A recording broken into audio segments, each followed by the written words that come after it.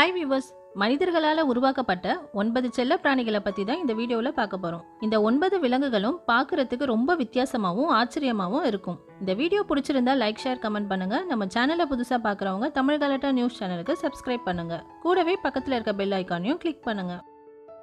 நம்ம முதல்ல பார்க்க போறது பபிள் ஐ கோல்டன் ஃபிஷ். இந்த மீன் 1980ல சைனால உருவாக்கியிருக்காங்க. இந்த மீனை கோல்டன் ஃபிஷ்ஷோட டிஎன்ஏவை ஆல்டர் பண்ணி தான் உருவாக்கியிருக்காங்க.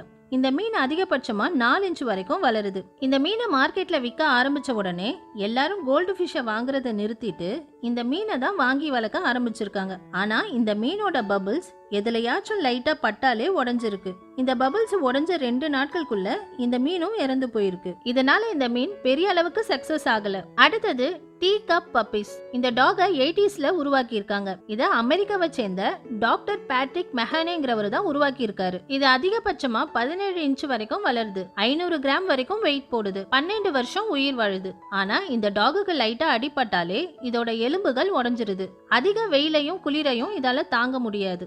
ஆனாலும் இந்த குறைகள் எல்லாம் தாண்டி இந்த டாகை பார்க்க ரொம்ப அழகாவும் கியூட்டாவும் இருக்கிறதுனால இப்ப வரைக்கும் இந்த டாக்ஸை நிறைய பேர் வளர்க்குறாங்க. அதுவும் இப்போ இந்த டீ கப் பப்பீஸ்ல 15க்கும் அதிகமான பிரீட்ஸும் இருக்கு. அடுத்தது ஸ்கின்னி பிக். இந்த ஸ்கின்னி பிக் எலியோட டிஎன்ஏவையும் பிக்கோட டிஎன்ஏவையும் மிக்ஸ் பண்ணி 1978ல உருவாக்கியிருக்காங்க. இத விஞ்ஞானிகள் மனிதர்களுக்கு கொடுத்து டெஸ்ட் பண்ண முடியாத மருந்துகளை இதுக்கு கொடுத்து டெஸ்ட் பண்றதுக்காக தான் உருவாக்கியிருக்காங்க. ஆனா இத பார்க்க ரொம்ப வித்தியாசமாவும் சின்னதாவும் இருந்ததுனால நிறைய பேர் இத செல்ல பிராணிகளா வளர்க்க ஆரம்பிச்சுட்டாங்க. இது அதிகபட்சமா 15 இன்ச் வரைக்கும் வளருது. 7 வருஷம் வரைக்கும் உயிர் வாழுது. அடுத்தது கிப்பர் இட்டாலிகஸ் கெனரி. 1951ல கெனரி பறவையோட டிஎன்ஏவை ஆல்டர் பண்ணி தான் இந்த பறவை உருவாக்கி இருக்காங்க. பொதுவா கேனரி பறவை பார்க்க ரொம்ப அழகாவும் கியூட்டாவும் இருக்கும். இது ரொம்ப அழகா கத்தவும் செய்யும். இதை விட ஒரு அழகான பறவையை உருவாக்குறதுக்காக தான் இந்த பறவையை உருவாக்கி இருக்காங்க. ஆனா எதிர்பாராத விதமா இந்த பறவை அவங்க நினைச்ச மாதிரி வரல. இந்த பறவையோட கழுத்து நீளமா பெண்டாகி பார்க்க 7 மாதிரி இருக்கிறதுனால இத 7 பேர்டுன்னு சொல்ல ஆரம்பிச்சிட்டாங்க. அடுத்தது ஊல்ஃப் கேட். இந்த பூனைய 2000ல தான் உருவாக்கி இருக்காங்க. இது ஓநாயுடைய டிஎன்ஏவையும் பூனையோட டிஎன்ஏவையும் மிக்ஸ் பண்ணி உருவாக்கி இருக்காங்க. இதோட கண்ணு கிரீன் கலர்லயும் வால் நீளமாவும் இருக்கு. இதோட உடம்புல முடியே இருக்காது. இதனால அதிகமான வெயிலையும் குளிரையும் தாங்க முடியாது. அதிகபட்சமா 16 இன்ச் வரைக்கும் வளருது. 15 வருஷம் உயிர் வாழுது. அடுத்தது ஃப்ளோரான் ஃபிஷ். இந்த மீனை எல்லாருக்குமே தெரியும். வீட்டுல தொட்டில மீன் வளர்க்குறவங்க அதிகமா இந்த மீனை தான் வளர்ப்பாங்க. இந்த மீன் 80ஸ்ல மலேசியால தான் உருவாக்கி இருக்காங்க. ரெட் டபுள், சீச்சியஸ், பிளட் பேரட்ங்கிற 3 மீனோட டிஎன்ஏவை மிக்ஸ் பண்ணி தான் இந்த மீனை உருவாக்கி இருக்காங்க. இத மலேசியால டியூமர் ஃபிஷ்னு சொல்றாங்க.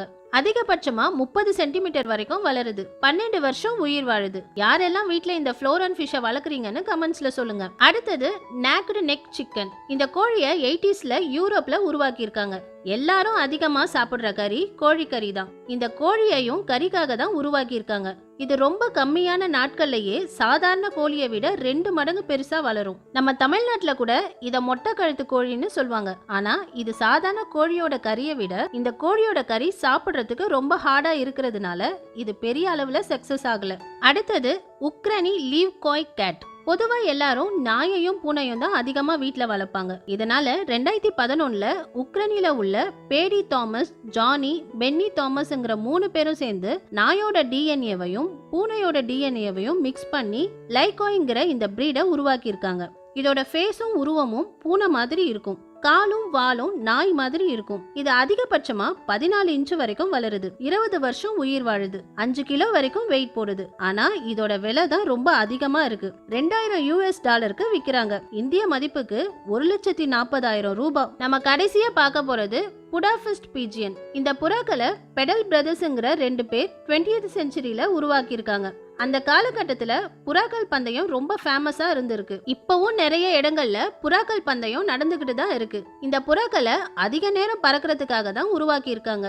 இது தொடர்ந்து 5 மணி நேரம் வரைக்கும் பறக்கும். இதுக்கு கண்ணு ரொம்ப பெருசாவும் வாய் ரொம்ப சின்னதாவும் இருக்கு. இத உருவாக்கின பெடல் பிரதர்ஸ் எதிர்பார்த்த அளவுக்கு இந்த புறாக்கள் அதிகமா பறக்காததுனால பெரிய அளவுல சக்சஸ் ஆகல.